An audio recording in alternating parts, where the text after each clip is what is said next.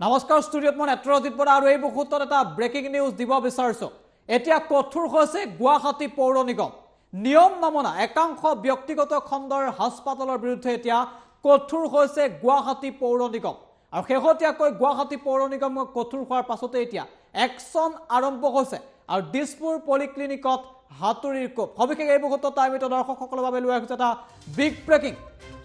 দিছপুৰ পলিক্লিনিকত এইবাৰ হাতুৰিৰ কোপ।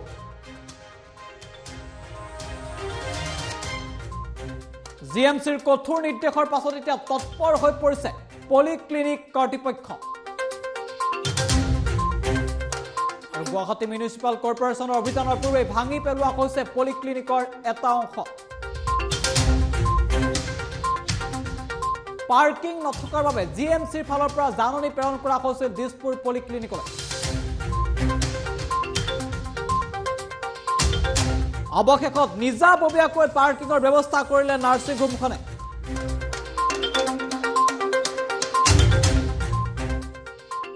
পাৰ্কিংস্থলী পৰিদৰ্শন জিএমচিৰ আয়ুক্ত দেৱাশিষ শৰ্মাৰ। আমি জনাইছো এই মুহূৰ্তত এটা অতি গুৰুত্বপূৰ্ণ খবৰ, কিয়নো গুৱাহাটীত এতিয়া কঠোৰ হৈছে গুৱাহাটী পৌৰ নিগম। বিভিন্ন প্ৰান্তত গুৱাহাটীত পিক পেলোৱাকে ধৰি গুৱাহাটীত পোষ্টাৰকে ধৰি বিভিন্ন ক্ষেত্ৰত এতিয়া কঠোৰ নিয়ম বান্ধি দিছিল গুৱাহাটী পৌৰ নিগমৰ ফালৰ পৰা। আৰু গুৱাহাটী পৌৰ নিগমে একাংশ ব্যক্তিগত খণ্ডৰ হাস্পাতালৰ বিৰুদ্ধে কঠোৰ হৈছিল। পাৰ্কিং নথকা হাস্পাতালৰ বিৰুদ্ধে কঠোৰ হৈছিল গুৱাহাটী পৌৰ নিগম। আৰু গুৱাহাটী পৌৰ নিগমে দিছপুৰ পলিক্লিনিকলৈ জাননী প্ৰেৰণ কৰিছিল। পাৰ্কিং নথকাৰ বাবে প্ৰেৰণ কৰা হৈছিল জাননী। আৰু গুৱাহাটী পৌৰ নিগমে কঠোৰ ব্যৱস্থা লোৱাৰ পাছতে নিজাববীয়াকৈ এতিয়া পাৰ্কিঙৰ ব্যৱস্থা কৰিছে দিছপুৰ পলিক্লিনিকে। আৰু সেই পাৰ্কিং স্থলী পৰিদৰ্শন কৰিছে জিএমচিৰ আয়ুক্ত দেৱাশিষ শৰ্মা। আমি দৃশ্যাংশ দেখুৱাই আছো। আৰু দিছপুৰ পলিক্লিনিকত এগৰাকী আয়ুক্ত দেৱাশিষ শৰ্মা। আৰু এটা অংশ ভাঙি পেলোৱা হৈছে আৰু য'ত এতিয়া পাৰ্কিং স্থলী নিৰ্মাণ কৰা হ'ব। আমাৰ হাতত আয়ুক্তগৰাকীৰ মন্তব্য আছে, আমি মন্তব্য শুনাই ল'ব বিচাৰোঁ। তাৰপিছত আমি সতীৰ্থ সাংবাদিক বিক্ৰমৰ সৈতে সংযোগ স্থাপন কৰি মন্তব্য আগবঢ়াইছোঁ। আজি প্ৰায় এমাহমানৰ আগতে আমি গুৱাহাটীৰ 64খন হস্পিটেললৈ নটিচ দিছিলোঁ আৰু তেওঁলোকক আমি সুধিছিলোঁ যে তেওঁলোকৰ হাতত অকুপেঞ্চি আছেনে নাই, আৰু সেই অকুপেঞ্চি চাৰ্টিফিকেট আমি তেওঁলোকক জমা দিবলৈ দিছিলোঁ। আৰু এই অকুপেঞ্চি চাৰ্টিফিকেট বিচাৰাৰ বা NOC বিচাৰাৰ মূল উদ্দেশ্য এইটো আছিলে যে গুৱাহাটী মিউনিচিপাল কৰ্পোৰেশ্যনে যিখিনি ৰাজহ তেওঁলোকৰ পৰা পাব লাগে সেইখিনি উচিত হিচাপত আমি পাইছোঁ নে নাই। সেই 64খনৰ ভিতৰত 30খনে আমাক নটিচ দিছিলে, তেওঁলোকে আমাৰ নটিচৰ উত্তৰ দিছিলে। আৰু সেই উত্তৰ মৰ্মে আমি দেখা পাইছোঁ যে যিসকলে উত্তৰ দিছে বহু সংখ্যক হস্পিটেলে একেবাৰে সঁচা কথা কৈছে যে তেওঁলোকৰ হাতত যেতিয়া তেওঁলোকে সেই হস্পিটেলখন বনাইছিলে তেতিয়া অকুপেঞ্চি চাৰ্টিফিকেটৰ কথা নাছিলে। কিন্তু আজিৰ দিনটোত এটা লেখত ল'বলগীয়া খুব গুৰুত্বপূৰ্ণ এটা কথা হৈছে যে গুৱাহাটী চহৰখন দিনক দিনে বাঢ়িবলৈ ধৰিছে, তাত ট্ৰেফিকৰ বহুত প্ৰব্লেম হৈছে। আজি বহুতো হস্পিটেলত বা যিকোনো এটা বিল্ডিং যেতিয়া পাৰ্মিশ্যন দিয়া হয়, GMDAৰ তৰফৰ পৰাই দিয়া হয় বা মিউনিচিপাল কৰ্পোৰেশ্যনৰ তৰফৰ পৰাই দিয়া হয়, এটা খুব গুৰুত্বপূৰ্ণ দিশ হৈছে যে তাত পাৰ্কিঙৰ জেগা থাকিব লাগে। আৰু তাৰ লগতে কিছুমান হস্পিটেলে হয়তো সেইটো সময়ত অকুপেঞ্চি নথকাৰ বাবে তেওঁলোকে যিমান পাৰ্মিশ্যন আছিলে সেই তাতকৈ হয়তো কিছুমান মহলা তেওঁলোকে বেছিকৈ বনাই দিছে। আমাৰ মূল উদ্দেশ্য হৈছে তাৰ বিপৰীতে যিখিনি ৰাজহ চৰকাৰে পাব লাগে সেইখিনি তেওঁলোকে আদায় কৰিব লাগে।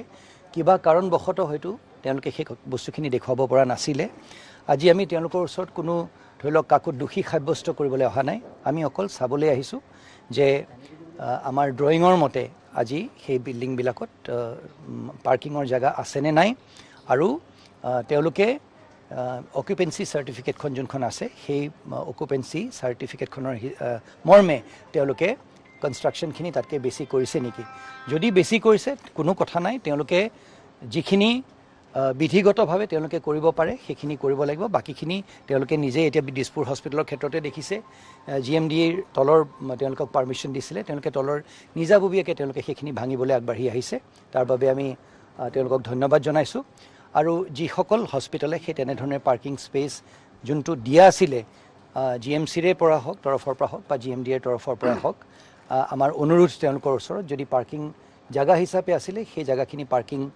লট হিচাপে তেওঁলোকে ব্যৱহাৰ কৰিব লাগে। আৰু সেই পাৰ্কিংখিনি নথকাৰ ফলত এখন হস্পিটেলে বহুতো ৰোগী আহে আৰু তেওঁলোকৰ ৰোগীসকলৰ লগত তেওঁলোকৰ গাড়ী আহে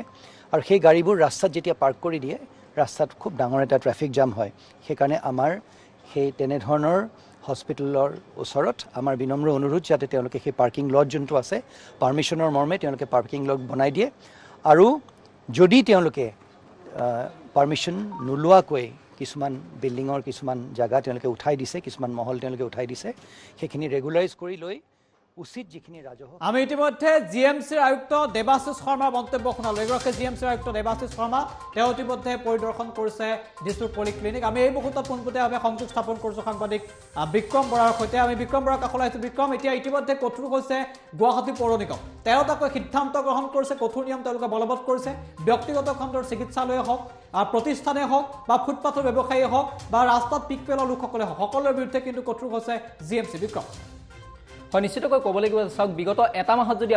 আমি যদি চাবলৈ যাওঁ জিএমচি কিন্তু কিছু ক্ষেত্ৰত গুৱাহাটী মহানগৰখনক আচলতে নিকা কৰি তোলাৰ ক্ষেত্ৰত কিন্তু গুৱাহাটী পৌৰ নিগম কঠোৰ হৈ পৰা দেখিবলৈ পোৱা গৈছে গুৱাহাটী পৌৰ নিগমৰ যিগৰাকী আয়ুক্ত দেৱাশিষ শৰ্মা নিজে আচলতে কেইবাটাও পদক্ষেপ গ্ৰহণ কৰা দেখিবলৈ পোৱা গৈছে আপুনি যদি চাই বিগত এটা মাহৰ পূৰ্বে গুৱাহাটীৰ মহানগৰীৰ 64খন ব্যক্তিগত খণ্ডৰ হাস্পতাললৈ জিএমচিয়ে জাননী প্ৰেৰণ কৰিছিল তেওঁলোকে অকুপেন্সি অৰ্থাৎ এনঅচি বিচাৰি আচলতে জাননী প্ৰেৰণ কৰিছিল এই গোটেই কথাটো হ'ল যে কিছু ব্যক্তিগত খণ্ডৰ নাৰ্ছিং হোমে গুৱাহাটী মহানগৰত গুৱাহাটী পৌৰ নিগমক আচলতে ৰাজক ফাঁকি দিয়াৰ এটা কথা পোহৰলৈ আহিছিল তাৰ পাছতে তেওঁলোকে জাননী প্ৰেৰণ কৰা দেখিবলৈ পোৱা গৈছিল আৰু সেই যি 64খন ব্যক্তিগত খণ্ডৰ নাৰ্ছিং হোমলৈ জাননী প্ৰেৰণ কৰিছিল তাৰে 30খনে 15 দিনৰ ভিতৰত জিএমচিক উত্তৰ দিছিল আৰু জিএমচিয়ে কেইবাখনো নাৰ্ছিং হোমৰ উত্তৰত সন্তুষ্ট হৈছিল আৰু যি কেইখন আচলতে 34খনে যিহেতু উত্তৰ দিয়া নাছিল জিএমচিক তাক দ্বিতীয়খন জাননী প্ৰেৰণ কৰিছিল দ্বিতীয়খন জাননী প্ৰেৰণ কৰাৰ পিছতো তেওঁলোকে উত্তৰ দিয়া নাছিল আৰু এতিয়া দুটা দিন পূৰ্বে তৃতীয়খন জাননী দিয়া হৈছে 15 দিনৰ সময়সীমা বান্ধি দিছে কিন্তু এটা কথা ক'ব লাগিব যে চাওক আজি যেহেতু জিএমচিৰ যিগৰাকী আয়ুক্ত দেৱাশিষ শৰ্মা ইতিমধ্যে দিছপুৰ পলিক্লিনিকত উপস্থিত আছে এটা কথা ক'ব লাগিব যে জিএমচিক আচলতে বহু ব্যক্তিগত খণ্ডৰ নাৰ্ছিং হোমে গুৱাহাটী মহানগৰীত থকা তেওঁলোকে ৰাজক ফাঁকি দিয়া হৈছিল তেওঁলোকে যেতিয়া অকুপেন্সি তেওঁলোকে যেতিয়া বহু নাৰ্ছিং হোমে যেতিয়া বিল্ডিংটো নিৰ্মাণ কৰিছিল তেতিয়া হয়তো অকুপেন্সি চাৰ্টিফিকেটৰ ব্যৱস্থা নাছিল কিন্তু কথাটো হ'ল যে চাওক তেতিয়া জিএমচিৰ পৰা হওক বা জিএমডিৰ পৰা অনুমতি লৈছিল দুটা মহলৰ এখন নাৰ্ছিং হোম বনাবৰ বাবে কিন্তু এতিয়া যদি আপুনি চাই সেই একেখন নাৰ্ছিং হোমৰ কিন্তু মহল হ'ব পাৰে বা 4 পৰা 5টা অৰ্থাৎ 3টা বা 2টা মহলৰ কিন্তু ৰাজক ফাঁকি দিয়া হৈছিল তেওঁলোকে পাৰ্কিঙৰ ক্ষেত্ৰত কিছু নিয়ম নমুনা দেখিবলৈ পোৱা গৈছিল ঠিক একেদৰে দিছপুৰ পলিক্লিনিকত আজি উপস্থিত হ'ল কিন্তু দিছপুৰ পলিক্লিনিকে জিএমচি উপস্থিত হোৱাৰ পূৰ্বেই তেওঁলোকৰ যি পাৰ্কিঙৰ ব্যৱস্থা আছে সেই ব্যৱস্থা কৰা দেখিবলৈ পোৱা গৈছে তেওঁলোকে কিছু অংশ ভাঙি পেলোৱা দেখিবলৈ পোৱা গৈছে জিএমচিৰ আয়ুক্তগৰাকীয়ে এটা কথা উল্লেখ কৰিছে যে তেওঁলোকে কেৱল ৰাজক সংগ্ৰহ কৰিবৰ বাবে যিসমূহ প্ৰতিষ্ঠানে ব্যক্তিগত খণ্ডৰ প্ৰতিষ্ঠানে গুৱাহাটী মহানগৰ পৌৰ নিগমক ৰাজক ফাঁকি দি আহিছে সেই ৰাজক আচলতে আদায় কৰিবৰ বাবে এই ব্যৱস্থা গ্ৰহণ কৰিছে তেওঁলোকে বিল্ডিঙে হওক বা বিভিন্ন প্ৰতিষ্ঠানে হওক স্কুল কলেজে হওক সকলোৰে ক্ষেত্ৰত কিন্তু কঠোৰ ব্যৱস্থা গ্ৰহণ কৰা দেখিবলৈ পোৱা গৈছে ইতিমধ্যে শ্বপিং মলৰ ক্ষেত্ৰতো ব্যৱস্থা গ্ৰহণ কৰিব বুলি এটা কথা উল্লেখ কৰিছে কিন্তু এইখিনিতে এটা কথা কৈছে যে দিছপুৰ পলিক্লিনিকত আজি যেতিয়া আয়ুক্তগৰাকী উপস্থিত হৈছিল তেওঁ এটা কথা কৈছে যে পাৰ্কিঙৰ ক্ষেত্ৰত বহু ব্যক্তিগত খণ্ডৰ হাস্পতালে অসুবিধাৰ সৃষ্টি কৰি আহিছে গুৱাহাটী মহানগৰীত অৰ্থাৎ পাৰ্কিঙৰ উপযুক্ত সুবিধা নাই ৰোগীয়ে বিভিন্ন ধৰণৰ সমস্যাৰ সন্মুখীন হয় হাস্পতালখনৰ সন্মুখলৈ গ'লে বা নাৰ্ছিং হোমখনৰ সন্মুখলৈ গ'লে সাধাৰণ যাত্ৰী আচলতে বিভিন্ন ধৰণৰ সমস্যাৰ সন্মুখীন হ'বলগীয়া হয় বিভিন্ন যান-জঁটৰ সৃষ্টি হয় এনে ক্ষেত্ৰত আচলতে এই যিসমূহ সমস্যা যান-জঁটৰ যি আচলতে ব্যাপক সমস্যা গুৱাহাটী মহানগৰীত ইয়াৰ পৰা মুক্ত কৰিবৰ বাবে জিএমচি এটা কঠোৰ হোৱা দেখিবলৈ পোৱা গৈছে আৰু আজিৰ দিনটো 3টা ভাগত বিভক্ত হৈ আজিৰ দিনটোৰ পৰা ইতিমধ্যে অভিযান আৰম্ভ কৰিছে কিন্তু এটা কথা দিছপুৰ পলিক্লিনিকক যিহেতু ধন্যবাদ জ্ঞাপন কৰিছে জিএমচিৰ আয়ুক্তগৰাকীয়ে তেওঁলোক উপস্থিত হয় আৰু পূৰ্বে আচলতে যিহেতু দিছপুৰ পলিক্লিনিকে পাৰ্কিঙৰ ব্যৱস্থা কৰিছে গতিকে এনে ক্ষেত্ৰত এতিয়া জিএমচিয়ে এই যিসমূহ ব্যক্তিগত খণ্ডৰ প্ৰতিষ্ঠানৰ বিৰুদ্ধে অভিযান আচলতে কেনেদৰে চলাই নিয়ে বা জিএমচিক কেনেদৰে উত্তৰ দিয়ে যিহেতু এটা কথা ক'ব লাগিব যে চাওক আজি এটা মাহ পূৰ্বে 64খন ব্যক্তিগত খণ্ডৰ নাৰ্ছিং হোমলৈ জিএমচিয়ে জাননী প্ৰেৰণ কৰিছিল কাৰণ দৰ্শাৰ জাননী দিছিল তাৰ পাছত 30খনে তেওঁলোকক উত্তৰ দিলে আৰু 7খনে উত্তৰ দিছে বুলি জানিব পৰা গৈছে এতিয়াও কিন্তু বহু কেইখনে আচলতে উত্তৰ দিয়া নাই গতিকে এই যি কেইখন নাৰ্ছিং হোমে আচলতে জিএমচিক উত্তৰ দিয়া নাই যিহেতু পুনৰ তৃতীয়খন জাননী প্ৰেৰণ কৰা হৈছে কিন্তু কেইবাখনো আচলতে 30খনে প্ৰথমখন জাননীতে উত্তৰ দিলে তাত জিএমচি সন্তুষ্ট হ'ল কেইবাখনৰ নাৰ্ছিং হোমৰ উত্তৰত কিন্তু এই বাকি কেইখনে আচলতে কিয় উত্তৰ দিয়া নাই জিএমচিক কিন্তু এনে ধৰণৰ প্ৰশ্ন উত্থাপিত হৈছে অৰ্থাৎ